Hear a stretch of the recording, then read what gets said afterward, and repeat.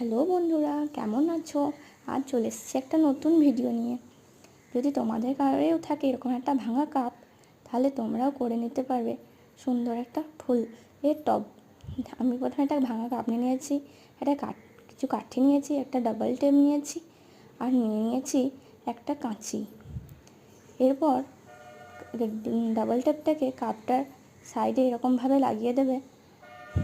তারপর স্টিকারটা তুলে একটা একটা করে কাঠি তোমরা কাপটার সাইডে লাগাতে থাকবে, যেমন দেখানো হচ্ছে সেরকমভাবে। তারপর তোমরা এরকম সবকটা কাঠি আস্তে আস্তে কাপটার সাইডে